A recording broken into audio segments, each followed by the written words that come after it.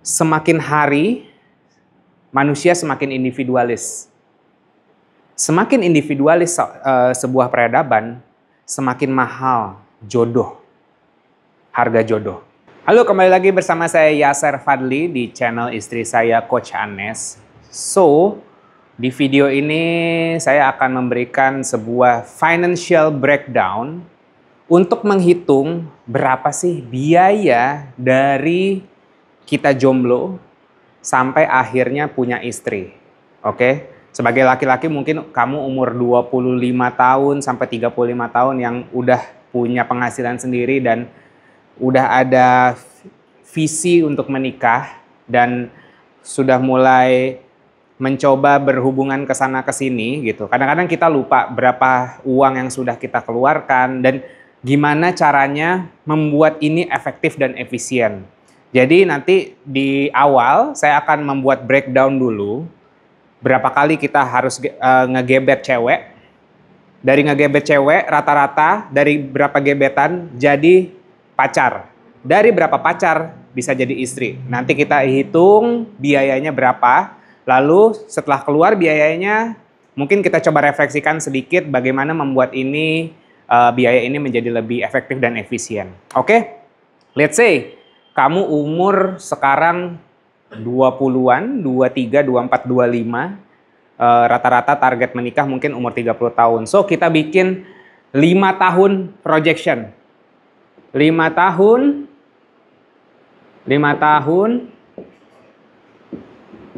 projection.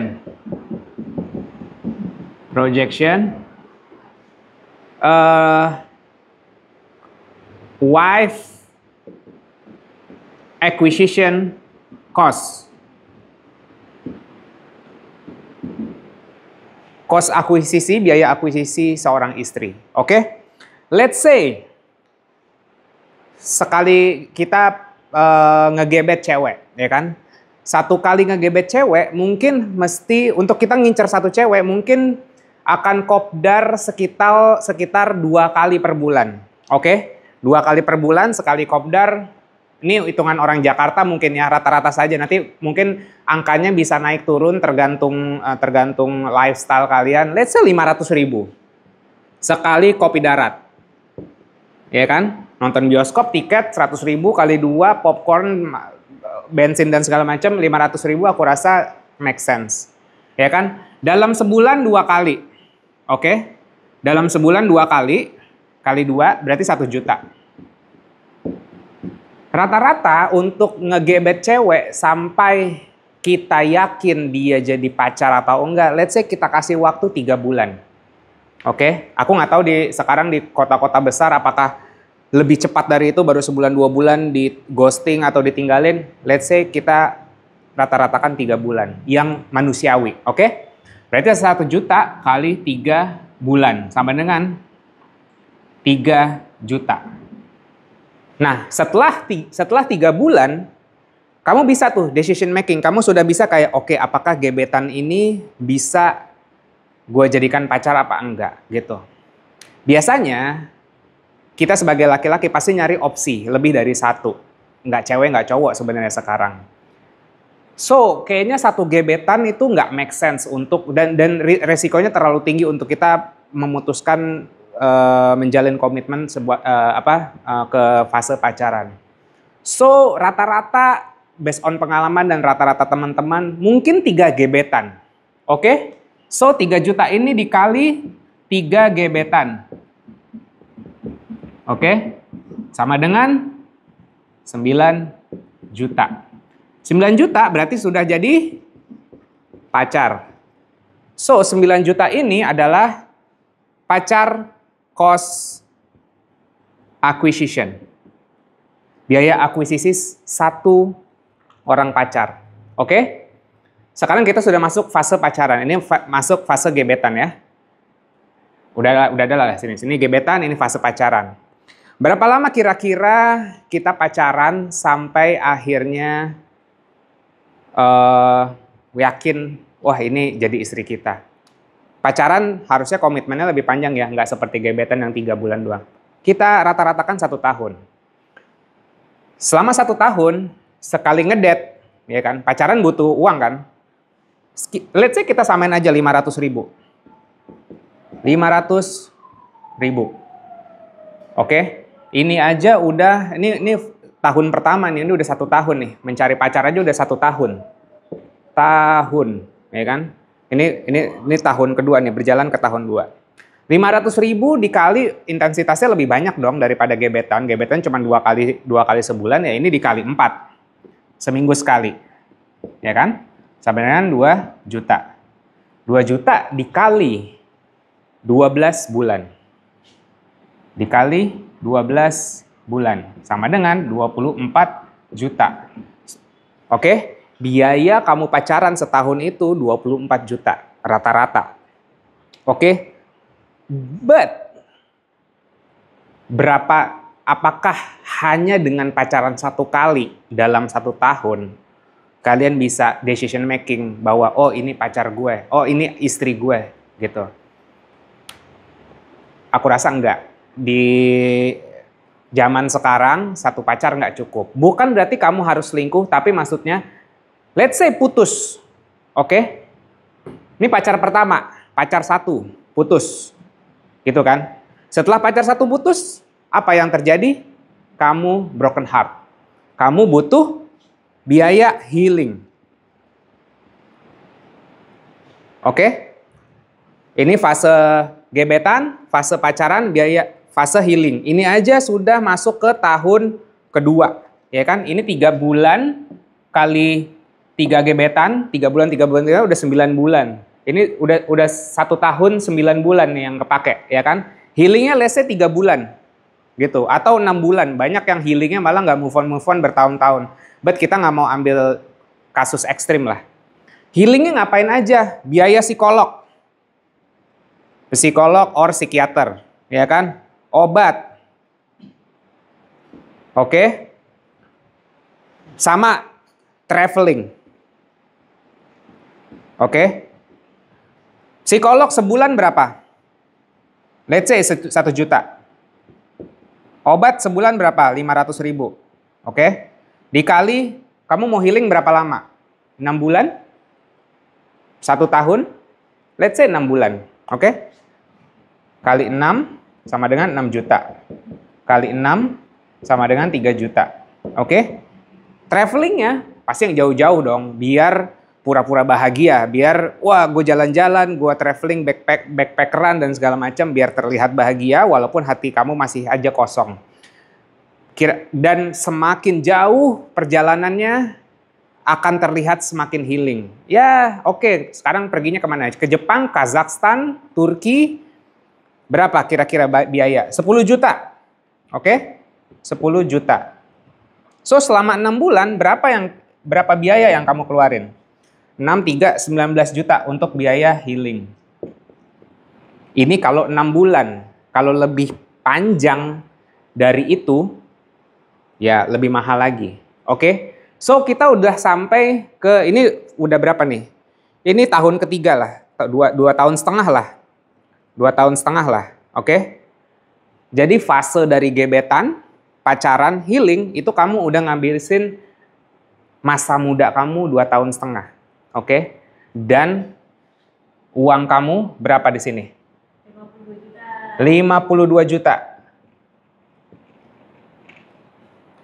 Mungkin kamu anak privilege, mungkin mobil kamu mobil papi I, ya kan? Mobil papa, mobil mama, atau jajan, masih dapat jajan dari orang tua kamu, or kamu anak-anak yang lebih beruntung lah. 52 juta nggak seberapa, tapi untuk yang kelas menengah, yang lebih banyak jumlahnya di Indonesia, apalagi di Jakarta, 52 juta sangat besar gitu kan. Oke lah, duit doesn't matter. Doesn't matter ini. 52 juta gue bisa cari. Kalau pegawai startup, managerial level, mungkin gaji 25 juta sebulan, kali 2, kali 3, ya 3 bulan gaji lah. Kayak gitu. Namun, yang kamu nggak sadarin adalah biaya-biaya yang intangible. Cost-cost yang intangible. Ini mungkin tangible semua. Tangible kalau kamu norak dan belum tahu keyword tangible dan intangible. Tangible adalah sesuatu yang bisa dirasakan, yang ada di tangan, kita bisa pegang, bisa lihat. Contohnya uang. Yang intangible apa? Perasaan kamu, masa muda kamu, waktu 2,5 tahun ini nggak ada harganya. Mau dihargain 1 miliar, 2 miliar itu fluid banget ya. Waktu nggak ada harganya. Your broken heart, your trauma, psikolog, belum nyari-nyari psikolog. Ada psikolog yang judgy, ya kan? Oh, kamu kenapa begini, berdosa, kamu egois segala macam. Syukur-syukur dapat psikolog yang cocok sama kamu. Oke, so perjalanan ini sangat-sangat dinamis. Bisa 19 juta, bisa 38 juta, dan ini bisa sampai 70 jutaan. Oke? Duit doesn't matter, balik lagi. Tapi ini nih, waktu yang sudah kamu habiskan, beban damage emosional yang sudah kamu rasakan, itu yang tidak bisa dihitung oleh uang. So, setelah ngelihat tangible cost dan intangible cost, lalu apa ya yang bisa kita lakukan untuk membuat ini efektif dan efisien? Terus gimana bikin ini menjadi efektif dan efisien? Aku mau ngajak kamu untuk berefleksi. Itu yang kita obrolin tadi baru satu cycle. Ya kan? Gebetan, pacaran, healing. Ya kan? Nggak semua orang bisa seberuntung ini malah. Untuk cuman ngerasain satu fase patah hati, lalu abis itu bisa dapetin istri. Ada yang 2 kali, ada yang 3 kali. Let's say rata-rata kita pacaran dalam seumur hidup kita 3 kali. Berarti bisa dibilang dari tadi berapa? 52 juta sampai 70 jutaan, range-nya 60 juta berarti. Berarti satu cycle sama dengan 60 juta. Ini, nah rata-rata orang 3 cycle ya.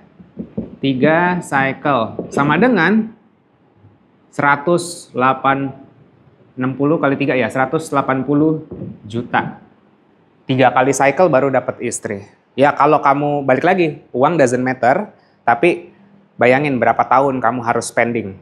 4 tahun, 5 tahun, 6 tahun, 7 tahun masa muda kamu. Nah gimana caranya supaya kita bikin ini lebih efektif dan efisien? Oke, yang bikin kalian boros waktu, boros tenaga, boros attention, boros hati, boros uang adalah ketidakmampuan kalian untuk mengetahui apa yang kalian mau. Setuju.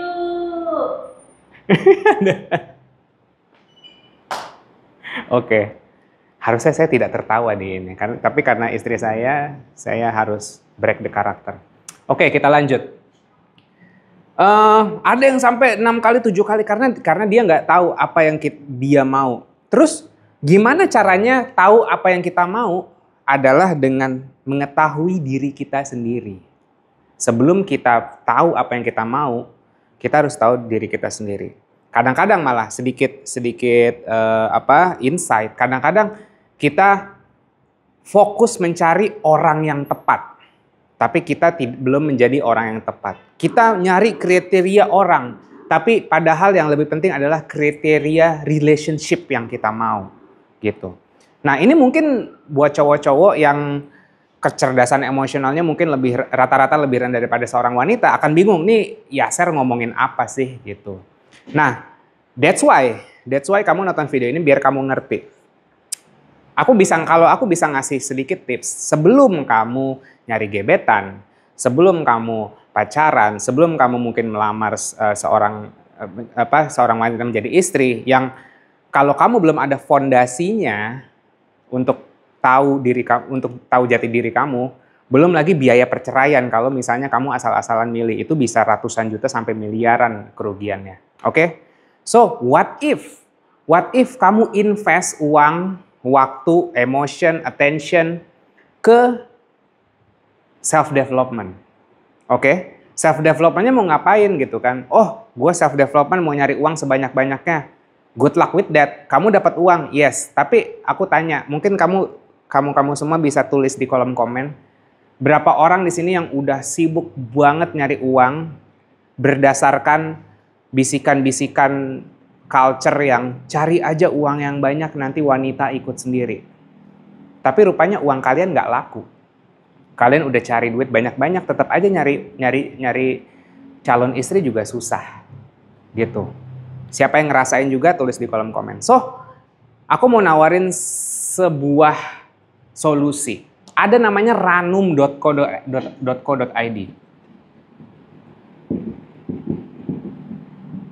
Oke? Kamu bisa cek ranum.co.id. Di sini juga ada ranum.co.id. Apa sih ranum.co.id?